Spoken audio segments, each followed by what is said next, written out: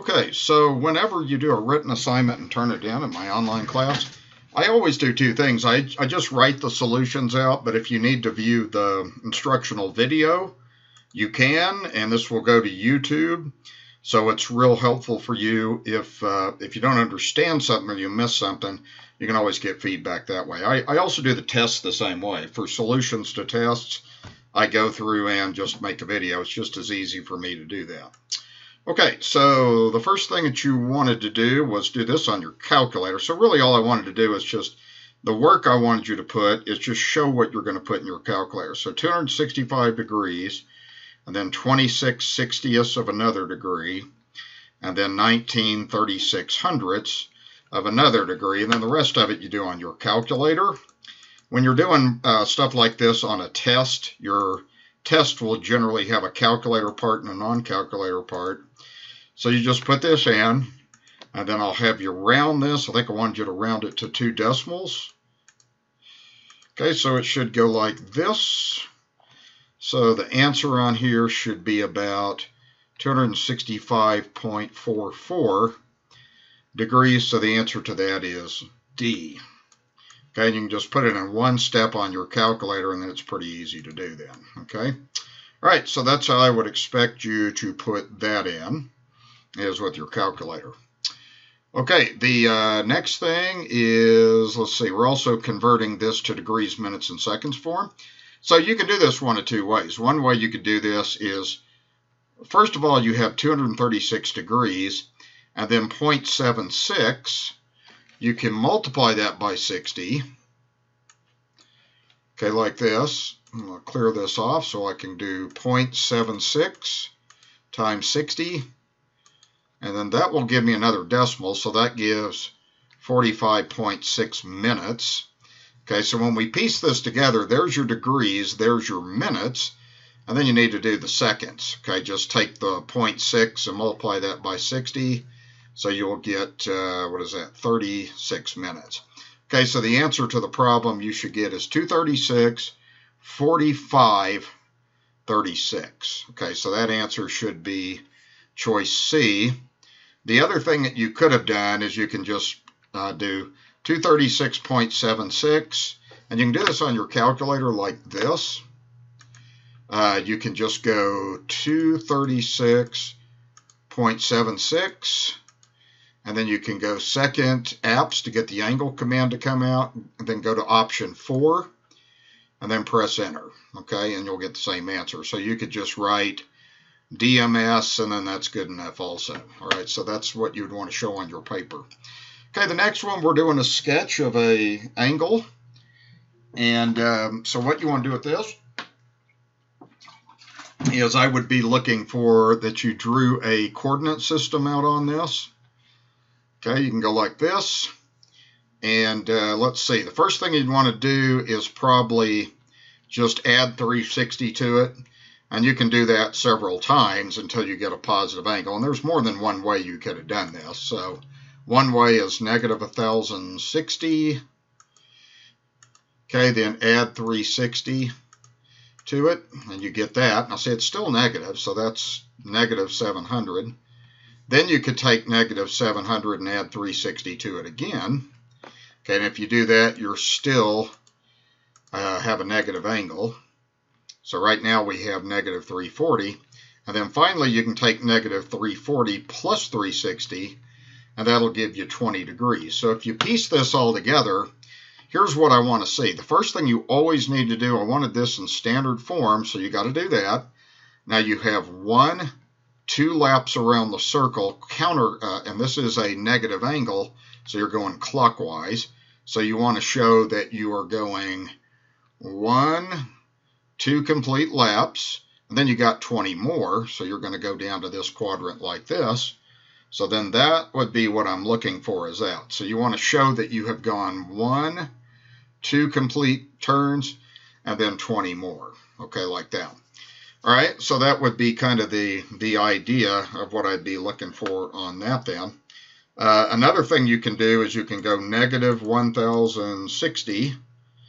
And let's see, you want to do 1060. You could also divide that by 360. And if you do that, you've got 2 laps, and then you've got the rest of it like that. I think I didn't do my terminal side correct on that, so let me do that again. Okay, I need to correct one thing on this. I wasn't quite doing that correctly. I don't think I quite wrote the terminal side correctly. Okay, so what you're going to end up with is you start this way, and what you really have is you have this. You have negative 1060. What it is it's 2 laps around the circle, and it's really clockwise. Okay, and if you do that, if you have that, and then if you take the 0.9444 like that, multiply that by 360, you're going to get about 340 degrees. So what you really need to do is go negative 340 like this. Okay, and you didn't really have to do that. It's just, if you piece this together, you can see that we have 2 laps, and then almost, and not quite a 3rd lap like that. So you can do it like this if you want to. So what you should do is you should show very clearly that you are doing 2 complete laps around the circle. Now count out negative 340. So negative 340 takes you there. Okay, so what your angle needs to look like is like that. You really have like a 20-degree angle there. You don't have to put that in there. But this is what I'm looking for, is initial side, terminal side, and show that you have almost 3 laps around the circle. So simplest way to do that is just divide by 360. That'll tell you negative 2 laps clockwise, and then the negative 340 left over. So notice that negative 2 times 360 added to negative 340 is going to give you the negative 1060. So that would be the answer I'm looking for. Okay, going to the next page, we want to do the same thing with a 978-degree angle. So again, there's a couple of ways that you could do this with the assistance of your calculator. If you start over again, you could go 978. And if you want to show your work this way, you could do 978 minus 360. And see, by doing that, you still have more than 1 lap around the circle. So right now that leaves you with 618. Okay, then you could take 618 and you could subtract 360 from that. Okay, then you're going to end up with an angle that's between 0 and 360, so you have 258. Okay, so really what you could do on this, a real quick way to do this, is you have 2 laps. If you just divide by 360, you're going to get this. So you're going to get 978 divided by 360 is 2.716. The 6's repeat, so that means 2 laps. And then if you take and subtract off that 2, and then multiply that by 360, then you'll get the leftover angle that you need to draw, so that's 258. Okay, so you end up getting 258. So what you have is you have 978 degrees is really 2 times 360 degrees plus 258. And that's what, by doing the division on the calculator, it tells you 2 laps, and then really about 72% away around. Now this time it's a positive angle, so you need to show that you're going counterclockwise on this then. Okay, so let's count that out. You would want to show 1 lap, 2 laps. Now count out 258 more. So just count it out. That's 90. That's 180. Okay, 270 is in here, so you're pretty close to that angle. So then you would have something like this. You would want to terminate in quadrant 3. So to get full credit for this one, I was looking for 2 laps around the circle clockwise, 1, 2, and then 258 more. And I'm going to label that as 258, but you don't have to do that. Okay, that's the idea. Okay, next one, you can do this on your calculator. So I'm giving you a negative 57 degree angle. So if you want to get a coterminal angle, all you need to do is just add 360. That's what I want you to show on your paper for showing the work. You can do this on the calculator. I'm fine with that. And if you do that, you would have 303 degrees. So the answer to that is part D. Okay, number 6, you're looking for a coterminal angle also, the smallest positive. So this one you want to do 485. Since it's more than one lap around the circle, you need to subtract 360. Just write that on your paper as what you should have done. And then I'm okay if you do the calculator or do it by hand, either way. So that's 125 degrees would be the answer to that problem. Okay, so that's how we learned how to do coterminal angles. Okay, the next one, I really want to see this one without a calculator. So what I wanted to see on this, you have 180 degrees, and we're subtracting 143 degrees, 31 minutes, 8 seconds. Now, you can use your calculator to help you, but really, this is the way to do this. You have to regroup, so you make that 179 degrees. You take away a degree, but you give 60 minutes back, because 60 minutes is 1 degree. Then you got to regroup one more time, so we're going to make that 59 minutes, and then add in the 60 seconds like that. So that's the way that you learned how to regroup. So now we finish the details. 60 minus 8 is 52 seconds. 59 minus 31 is 28 minutes. Then 179 minus 143 is 36 degrees. So you should get 36 degrees, 28 minutes, 52 seconds. So the answer to that problem is D. Okay, going to page 3. Kind of wanted to see the same thing with regrouping. So let's start with 99 degrees, 26 minutes. And we're subtracting 44 degrees, 44 minutes, like that. Okay, 44 is bigger than 26. So what you have to do is you need to regroup and take away a degree to make that 98. But then you've taken 60 away, 60 minutes away. So just at the side, I'm going to go 60 plus 26 is 86 minutes. So now you're ready to do this. So you take away a degree, give 60 minutes back. And then when you complete this, let's see, you would have 86 minus 44 is 42 minutes. Okay, then 98 minus 44 is 54 degrees. Okay, so the answer on that problem would be A. And you can always check these on a calculator, but with regrouping, I want you to show how you're regrouping. Okay, the next one is converting to degrees to radians. So you should have taken 56 degrees and multiplied that by pi over 180. You need to show that. And then you need to show how you reduce the fraction. Okay, one thing you can do is you can cross the zeros out. Okay, so if you do that, you're dividing by 10. So now what you have is you have 57 pi over 18. And actually, both of those numbers divide by 3. And you could use your calculator to help you a little bit with that if you wanted to. So if I do 57 divided by 3, that will give 19. Okay, so that's going to give 19 pi over 6. And that's as far as that goes. So the answer to this would be C. So at a minimum, I need to see that you multiply by pi over 180. And you do have to know how to reduce fractions. And keep in mind that on your calculator, if you go 57 divided by 180, I've shown you this before, press enter, and then go math fraction, it'll convert that for you and it'll reduce the fraction. So you can check that way, okay? When you get ready for your first test, you'll have to reduce without a calculator, so you need to be on top of that. Okay, the next problem, we take 410 degrees, and again, we multiply that by pi over 180. And then the rest of the problem is reducing the fraction. The only thing I see on this you can do is you could divide by 10, which really just crosses the zeros out. So you'd have negative 41 pi over 18. That does not reduce any further because 41 is a prime number. So the answer on that should be C.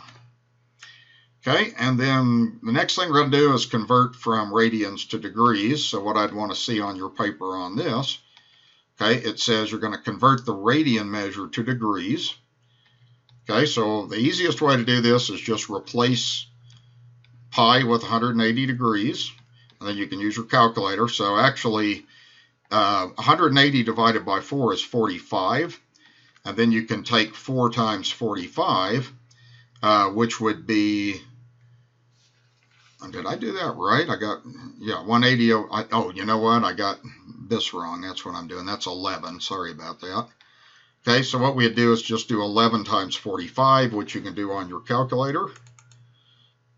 So if I do 11 times 45, that's going to give 495 degrees. So the answer on that one should have been D. Okay. And then going to the next one, let's see, we have negative pi over 2. So this one, again, just replace, remember, pi radians is 180 degrees. So all you should have had to have done on this is take 180 divided by 2, which is negative 90 degrees. Okay, so that answer on that one should be C. Okay. All right, and then go on to number 13, the one with the clock here. Okay, now this one is the one sometimes students struggle with. So there's some different approaches to this problem. What I'm going to do is just draw a circle out to represent my clock. And if it's 125, okay, you're going to have, I'm just going to put kind of the key numbers on here. And I'll show you one way to do this. There are more than one way to do this problem. This is what's logical to me. So first of all, if it's 125, you've got the hour hand close to the 1, and then you've got the minute hand right on that. So one of the things that you can do, first of all, this is kind of the way I look at this, is if you count this out every time you go between 5 minutes, that's 30 degrees. So the first thing you'd have is the angle would be 4 times 30, which would be 120 degrees. But that's too big. So that's kind of the way I like to start the problem off is, you know, every angle is 30. Okay, on that, you can figure that out easy enough. Okay, but then what happens is the hour hand actually moves. So actually at 125, what's happening is that hour hand is somewhere between 1 and 2. So that one of the 30-degree angles decreases. So you got to figure out how much it decreased by. So here's the idea. Okay, if it's 25 after, that means that 25/60ths of the hour has gone by. So that means this thing has gone through 25/60ths of 30 degrees. Okay, so if you can work that out, that will tell you how much that angle has decreased by. So if we do that, we're just doing 25/60ths times 30. That reduces to a half, and then 25 over 2 is 12.5. So the final answer is what I would do is I would just take the 120 and I would subtract 12.5, and then that would give the answer to the problem. Okay, because that angle has, you know, think about it. If this was 30 after, that angle would have went from 30 to 15. It would have gone down by 15. But no, it's gone down by 12.5, so I can just do 120 minus 12.5 to get that final answer of the problem. Okay, so the final answer on this problem is alpha is 107.5 degrees is what you should have come up with. Now that's one way to do it. Okay. All right, the next one would be done this way. So this one, I think you're doing a length of an arc. Okay, so when you're finding the length of an arc, the formula is S equals alpha R. And we have alpha R. Alpha has to be in radians, so you should just take 2 pi over 3 and then multiply that by 63.7 meters. And this one can be done on the calculator in one step. So all you got to do is just write this, what you're calculating. So I'm going to go 2 pi, and so I'm going to go straight across, times 63.7. I'm going to, record that. You're going to have a bunch of decimals, so that's going to be 400.2389041, and then all over 3. So now I can take that and divide that by 3, and we want to round that to 1 decimal, it looks like, so that is about 133.4 meters. So the answer to that problem would therefore be A, like that. Okay. And let's see, the last problem is an application problem. So this one is really, it's really an arc of a circle. The diagram's kind of crappy. It should look more like that. So what you're doing on this is you're determining the area of the outfield. And the area of the outfield would be this piece here. Okay, so you would have to do kind of two things. So what you would have to do in order to get the area of the outfield is you would have to do the area of the sector, then you would have to do the area of this square here, which is the infield. So you'd do that then, okay? So let's see. The area of a sector formula, remember, is 1/2 alpha r squared. I'll pause here just for a second here for something. Okay, so let's say again, your formula is 1/2 alpha r squared. And then the area of a square is just, base times height. So you need to get those things first of all.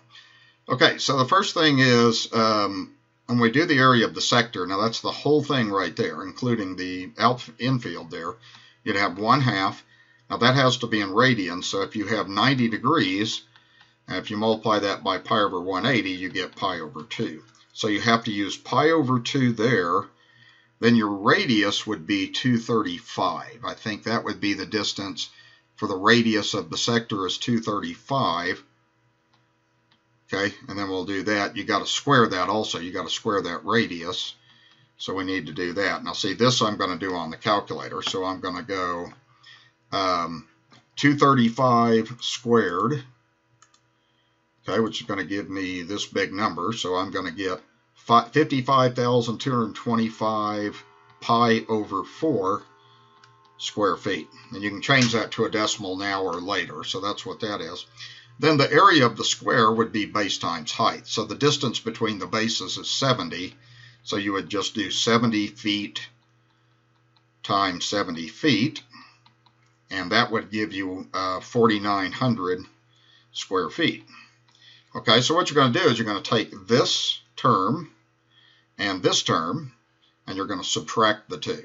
Okay, so what you do to get your final answer is the area of the outfield would just be the area of the sector, which is 55,225 pi over 4 square feet, minus 4,900 square feet, which is the area of the infield. And then I'm just going to do this on a calculator and round this in one step. So I'm going to go 55,225 times pi. Whoops, put the wrong thing there. Keep doing it wrong. Okay, we got to do like this. I got to go second to get pi to come out and then divide by 4. Okay, so that'll give that part. And then while you're at it, you can go ahead and just do minus 4,900, and you can do this on your calculator. So if you do that, you're going to get this answer, which is approximately 38,473.6. Actually, it looks like they want you to just round to like a whole number or a tenth or something. Okay, so the nearest answer on this one looks like it would be 38,470 square feet. Okay. So that would be how you'd round. I don't know if they told you how to round that or not, but that's the answer choice that would match this the closest then. Okay, so that would be the first assignment. Look over this. Let me know if you have questions. These are things that we've gone over really in the first 2 sections. So hopefully this will help you. You get your grade back on this. I grade them, and then I send you the scan back into your emails what I have to do. Okay.